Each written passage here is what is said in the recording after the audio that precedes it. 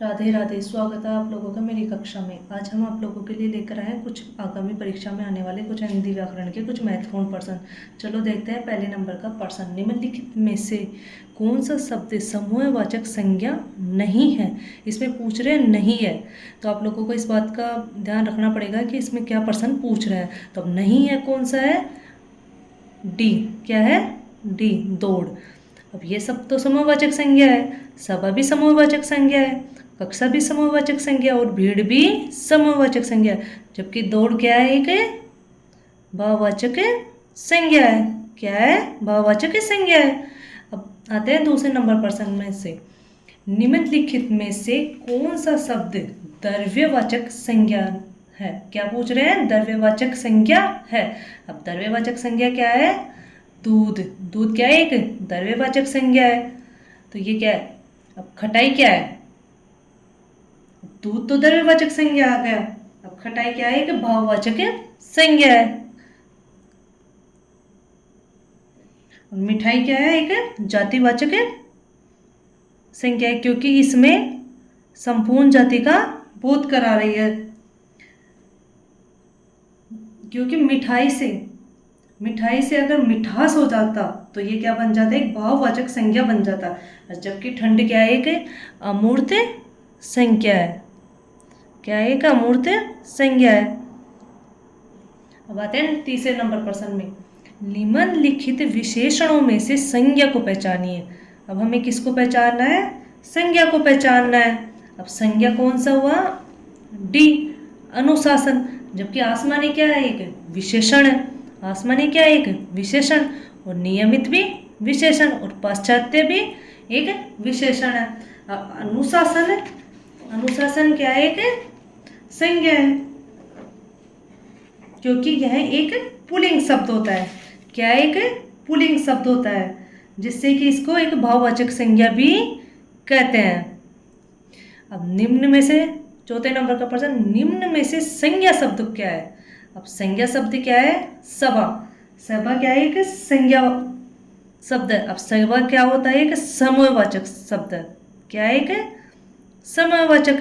जबकि हरा, पतला और गहरा क्या है? एक विशेषण है। क्या होते हैं ये? विशेषण। अब आते हैं पांचवें नंबर प्रश्न में। गाय कौन सी संज्ञा है? हमसे पूछ रहा है गाय कौन सी संज्ञा है। तो गाय कौन सी संज्ञा है? एक जातिवाचक संज्ञा है, जिसमें संपूर्ण जाति का बोध होता है। किसका? संपूर्ण जाति का बोध होता है। वह क्या होता है? एक गायवाचक संज्ञा है। छठे नंबर का प्रश्न है, उसमें क्या होता है? निम्न में से भाववाचक संज्ञा है। अब भाववाचक संज्ञा क्या है? दिल्ली, लड़का, मोहन और बीमारी। क्या है? बीमारी एक भाववाचक संज्ञा है। दिल्ली क्या है? व्यक्तिवाचक संज्ञा।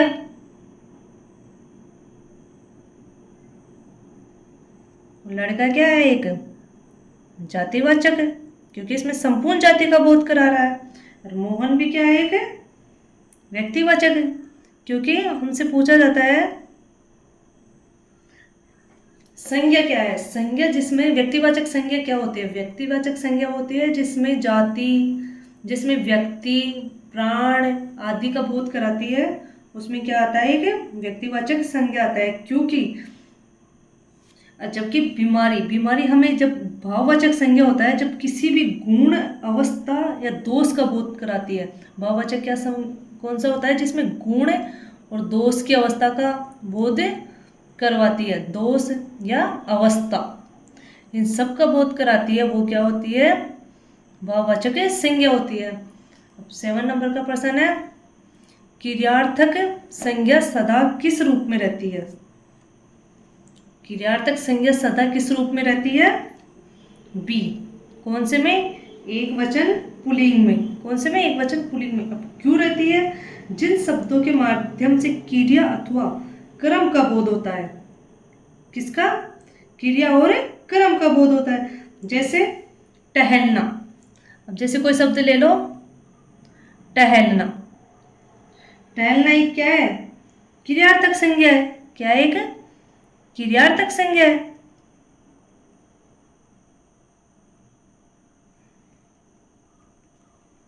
और यहाँ एक वचन होता है। क्या होता है? एक वचन होता है। तो क्रियार्थक सदा, संज्ञा सदा किस रूप में रहती है? एक वचन पुल्लिंग में रहती है।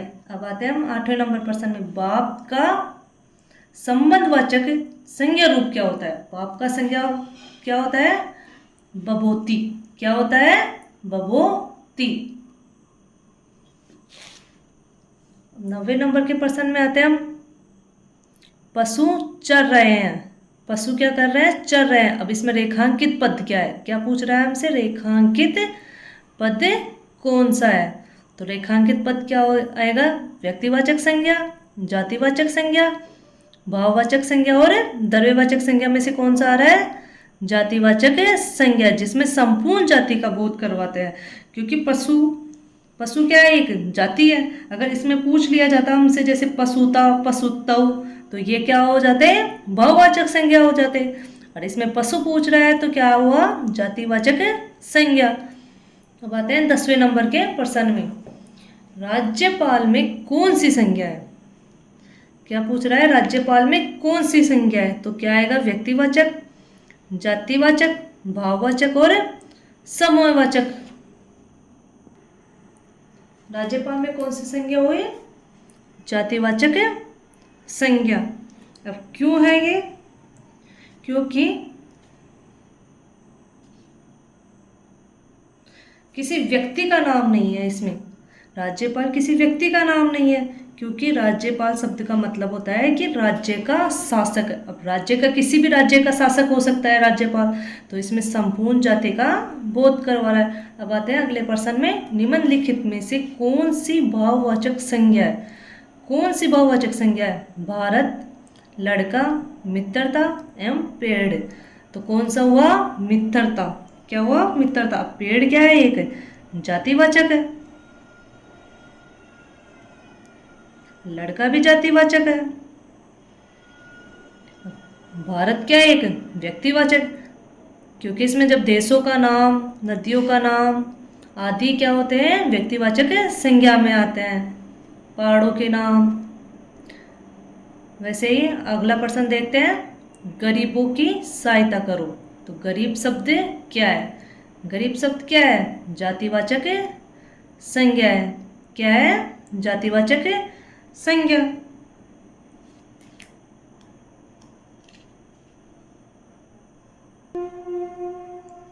अगर गरीब से गरीबी होती तो ये क्या बन जाता? भाववाचक संज्ञा। किंतु यह क्या है? गरीब है, तो गरीब क्या होता है? जातिवाचक संज्ञा है। अब आते हैं अगले प्रश्न में। बुढ़ापा एक प्रकार का अभिशाप है। रेखांकित शब्द की संज्ञा। अब बुढ़ापा क्या है? एक अभिशाप है। तो बुढ़ापा कौन सी संज्ञा है? जातिवाचक संज्ञा, भाववाचक संज्ञा, व्यक्तिवाचक संज्ञा और समूहवाचक संज्ञा। भाववाचक संज्ञा में क्या होता है? जिसमें किसी भी अवस्था का बोध करवाया जाता है। तो ये क्या हुआ? भाववाचक संज्ञा। अगला प्रश्न है। लड़का दौड़ता है। इस वाक्य में लड़का किस संज्ञा का उदाहरण है? हमने ऊपर भी बताया आप लोगों को कि लड़का किस संज्ञा का उदाहरण है? व्यक्तिवाचक, जातिवाचक, भाववाचक और समूहवाचक। तो किसका है ये? जातिवाचक संज्ञा का उदाहरण है। निम्नलिखित में से कौन सा शब्द जातिवाचक संज्ञा नहीं है? क्या पूछ रहे हैं? इसमें नहीं है। तो जवान, बालक, सुंदर, मनुष्य। सुंदर क्या हुआ? एक भाववाचक संज्ञा है। जवान क्या है? एक जातिवाचक है। इसमें संपूर्ण जवानों की जाति बताई जा रही है। बालक भी संपूर्ण बालकों की जाति बताया जा रहा है। और मनुष्य भी समस्त मनुष्य की जाति बताई जा रही है। तो ये क्या हुआ? एक जातिवाचक संज्ञा है। जबकि सुंदर क्या है? एक भाववाचक संज्ञा है। अब अगला प्रश्न है। निम्नलिखित विकल्पों में से किस विकल्प में सभी शब्द व्यक्तिवाचक संज्ञाएं हैं? सब कौन सी व्यक्तिवाचक संज्ञा है? पहला है रामचरितमानस, गंगा, कृष्ण, कामायनी, मिठास, लखनऊ, आम, बुढ़ापा, ममता, वकील और पुस्तक। अब इसमें राम भी व्यक्तिवाचक संज्ञा हुआ। क्योंकि किसी व्यक्ति का नाम है, रामचरितमानस भी व्यक्ति का नाम है, अब गंगा किसी नदी का नाम है, तो ये क्या सब क्या होंगे, व्यक्तिवाचक संज्ञा होंगे। जबकि कर्षण क्या हुआ, व्यक्तिवाचक संज्ञा, कामायनी व्यक्तिवाचक संज्ञा, जबकि मिठास क्या है, एक भाववाचक संज्ञा है। वैसे ही लखनऊ ये भी व्यक्तिवाचक संज्ञा, और आम और बुढ़ापा क्या हुए, भाववाचक संज्ञा हुए। अब ममता क्या हुआ, ममता भी व्यक्तिवाचक संज्ञा, जबकि वकील और पुस्तक क्या हुआ, जातिवाचक संज्ञा। तो इसमें कौन सा है, जिसमें सभी व्यक्तिवाचक संज्ञा है, क्या कौन सा है, राम, रामचरितमानस और गंगा। तो क्या आंसर आएगा, ए। अगला प्रश्न देखते हैं, समुद्रगुप्त भारत का नेपोलियन था। यहाँ नेपोलियन किस प्रकार की संज्ञा का उदाहरण है, व्यक्तिवाचक, जातिवाचक, भाववाचक और समूहवाचक। तो किसका उदाहरण है, जातिवाचक संज्ञा का उदाहरण है। क्यों है, क्योंकि यहाँ पर नेपोलियन को समुद्रगुप्त के लिए विशेषण रूपी भाव बनाकर प्रस्तुत किया गया है। क्या भाव बनाकर, विशेषण रूपी भाव बनाकर प्रस्तुत किया गया है, इसलिए नेपोलियन संपूर्ण जाति का बोध कराती है। तो ये क्या हुआ, एक जातिवाचक संज्ञा हुई। अब अगले प्रश्न में देखते हैं, सूची फर्स्ट में दिए गए संज्ञा को सूची सेकंड में दिए गए संज्ञा के भेद से सुमेलित कीजिए तथा विकल्पों में से सही उत्तर का चुनिए। जुलाई क्या है, व्यक्तिवाचक संज्ञा, क्योंकि इसमें महीनों के नाम बता रहे हैं, तो वही महीनों के नाम क्या होता है, व्यक्तिवाचक संज्ञा। महीना क्या है, जातिवाचक संज्ञा। और कुंज क्या हुआ, समस्त कुंज, तो समस्त कुंज क्या हुआ, एक समूहवाचक संज्ञा। जबकि पानी, पानी क्या एक द्रव्य है, तो ये क्या हुआ, द्रव्यवाचक संज्ञा। तो इसमें फर्स्ट, सेकंड, फोर्थ और थर्ड आएगा। तो इसमें क्या आ रहा है, थर्ड, फोर्थ, फर्स्ट, सेकंड, ये तो नहीं है। फोर्थ, थर्ड, सेकंड, फर्स्ट, ये भी नहीं है। सेकंड, फर्स्ट, थर्ड, फोर्थ, ये भी नहीं है। अब इसमें क्या आ रहा है, फर्स्ट, फर्स्ट में जुलाई व्यक्तिवाचक संज्ञा, सेकंड जातिवाचक संज्ञा, और फोर्थ में समूहवाचक संज्ञा और कुंज द्रव्यवाचक संज्ञा। अब आते हैं अगले प्रश्न में, जिस संज्ञाओं से एक ही प्रकार की वस्तुएं अथवा व्यक्तियों का बोध हो उन्हें क्या कहते हैं, उन्हें क्या कहते हैं, जातिवाचक संज्ञा कहते हैं, जिसमें संपूर्ण मतलब एक ही प्रकार और वस्तुओं का बोध होता है। अब अगला प्रश्न देखते हैं, स्वतंत्रता सबको प्यारी होती है। क्या है, स्वतंत्रता सबको प्यारी होती है, वाक्य के रेखांकित शब्द का संज्ञा भेद है। तो क्या आएगा, एक संज्ञा भेद, कौन सा आंसर आएगा इसमें, भाववाचक संज्ञा, क्योंकि यह स्वतंत्रता क्या है, एक अमूर्त संज्ञा है।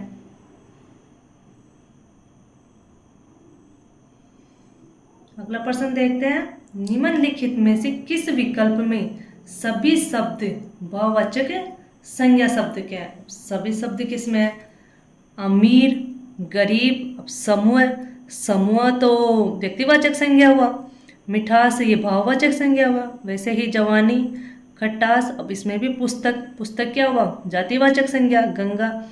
अब आते हैं रसीला, कड़वाहट, बुढ़ापा और उन्नति, ये सभी क्या हुए, भाववाचक संज्ञा हुआ। तो आंसर क्या आएगा इसमें, सी।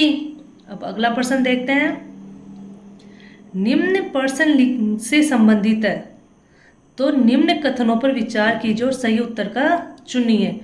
अकारांत तथा आकारांत पुल्लिंग शब्दों को इकारांत कर देने से वे स्त्रीलिंग हो जाते हैं। जातिबोधक शब्दों के अंतिम स्वर को लोप कर उनमें कहीं इन और कहीं आइन प्रत्यय लगाकर स्त्रीलिंग बनाया जाता है। तो कौन सा आंसर आएगा इसमें, केवल एक सही है, केवल दो सही है, केवल एक दो दोनों सही है, एक और दो दोनों गलत है। तो आंसर क्यों क्या आएगा, एक और दो दोनों ही सही है। अब क्यों सही है, क्योंकि अकारांत और अकारांत पुल्लिंग शब्द जब इनके शब्दों में से, जैसे पुत्र, पुत्री, जब ई, बकरा, बकरी, इकारांत लगाओ तो वो एक क्या बन जाएंगे, स्त्रीलिंग बन जाएंगे। उसी प्रकार जैसे पंडित, पंडित क्या है, एक जाति है, वैसे ही पंडिताइन, जब इसमें आइन जोड़ देंगे तो ये क्या बन जाएंगे, आइन जोड़ देने पर क्या बन जाएंगे, ये स्त्रीलिंग बन जाएंगे। तो ये क्या आएगा, दोनों ही पर्सन सही आएंगे। कैसे, पुत्र का पुत्री इकारांत शब्द जोड़ने पर, और इसमें पंडित का पंडिताइन।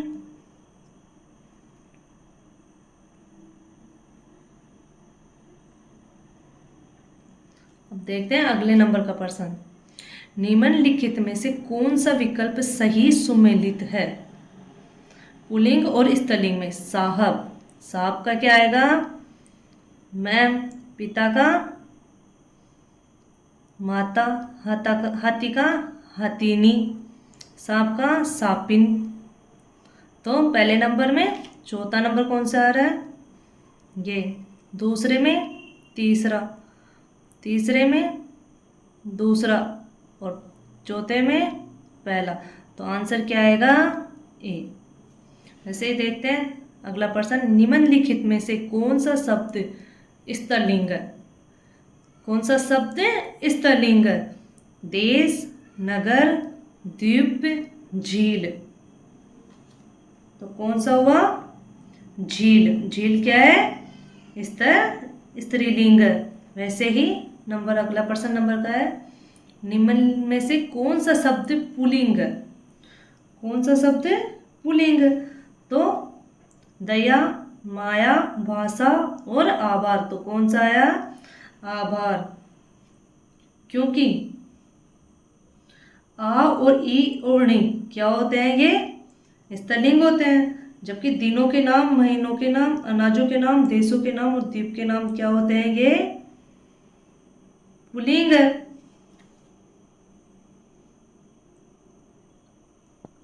सॉरी, ये क्या हुए, स्त्रीलिंग हुए। दिनों के नाम, महीनों के नाम, ये क्या हुए, स्त्रीलिंग हुए। तो हमसे पूछा जा रहा है पुल्लिंग शब्द कौन सा है। तो क्या हुआ पुल्लिंग शब्द, आभार। क्या हुआ, आभार। अब देखते हैं अगले नंबर का प्रश्न। निम्न में से कौन सा शब्द स्त्रीलिंग है। विवाद, सार, रूप और आय। तो कौन सा हुआ, आय क्या है, एक स्त्रीलिंग। निम्न में से स्त्रीलिंग शब्द कौन सा है। दुख, गरिमा, लेख और स्पर्श। तो क्या आंसर आएगा, गरिमा क्या है, एक स्त्रीलिंग शब्द है। उसी प्रकार अगला प्रश्न देखते हैं। निम्न में से पुल्लिंग शब्द कौन सा है। क्या पूछा जा रहा है, पुल्लिंग शब्द कौन सा है। समा, गठना, क्षेत्र और रीति। तो आंसर क्या आएगा, पुल्लिंग शब्द क्या आएगा, क्षेत्र। क्या है, क्षेत्र। अगला प्रश्न है, कौन सा स्त्रीलिंग शब्द है। क्या पूछा जा रहा है, स्त्रीलिंग। तो छाछ, तिल, काढ़ा, टेसू। तो छाछ क्या एक स्त्रीलिंग है। जब खाने पीने की सभी चीजें क्या होती है, स्त्रीलिंग होती है।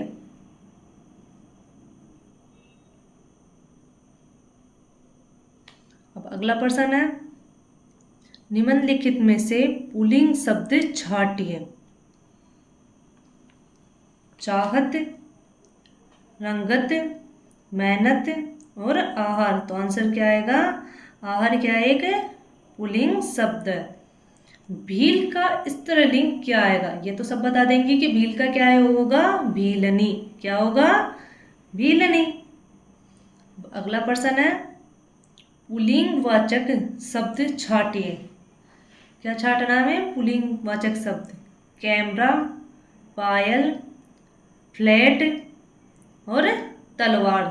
तो कैमरा क्या है, एक पुल्लिंग शब्द। उसी प्रकार अगला प्रश्न देखते हैं। निम्नलिखित शब्दों में से कौन सा शब्द सदैव बहुवचन रहता है। कौन सा ऐसा शब्द है जो सदैव बहुवचन रहता है। बहुवचन कौन सा शब्द, आप देखते हैं। लड़का, प्राण, घोड़ी, चिड़िया। तो आंसर क्या आएगा, प्राण, क्योंकि प्राण शब्द एक संस्कृत से लिया गया है। किससे लिया गया है? संस्कृत से। और इसमें क्या होता है? 10 प्राणों को मिलाकर, कितने प्राणों को? 10 प्राणों को मिलाकर इसका संक्षेप करते हैं। तो इसलिए ये सदा क्या होता है? बहुवचन होता है।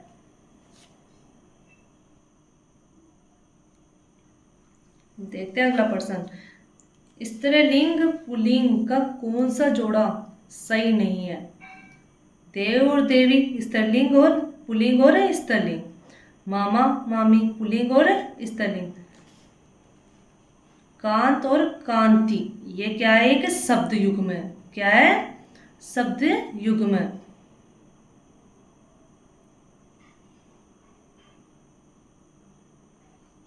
गदार गदी पुल्लिंग और स्त्रीलिंग। आइए देखते हैं अगला प्रश्न।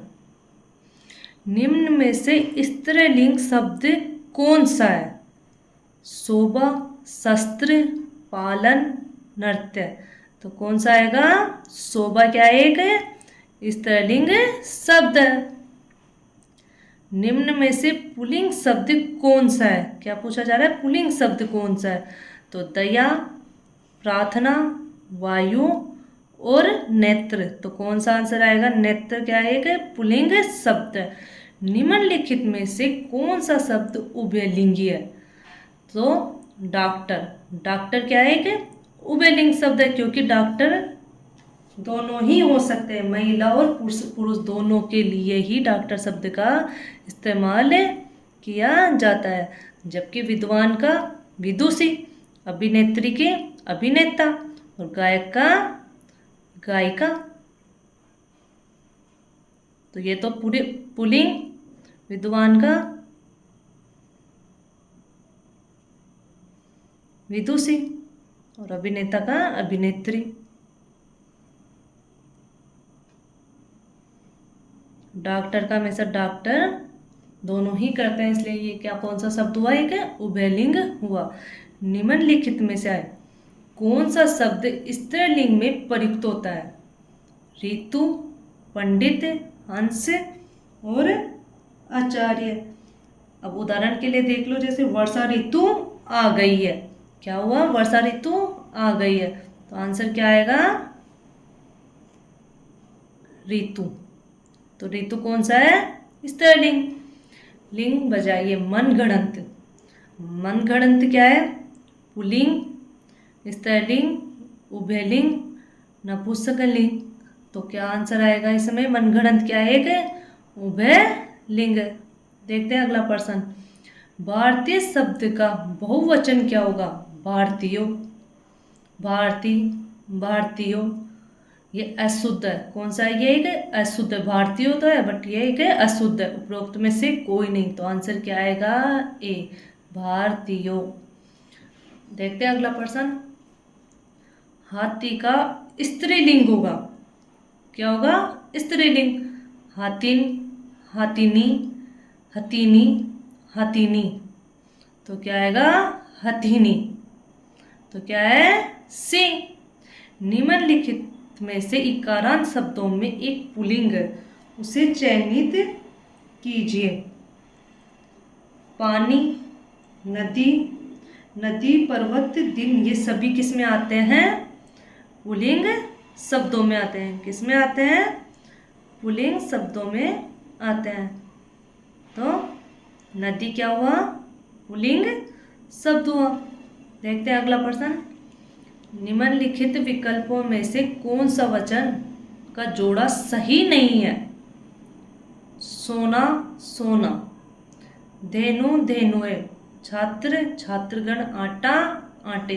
तो कौन सा सही नहीं है? आटा, आटे। आज की क्लास यहीं समाप्त होती है। मिलते हैं अगली क्लास में। नमस्ते।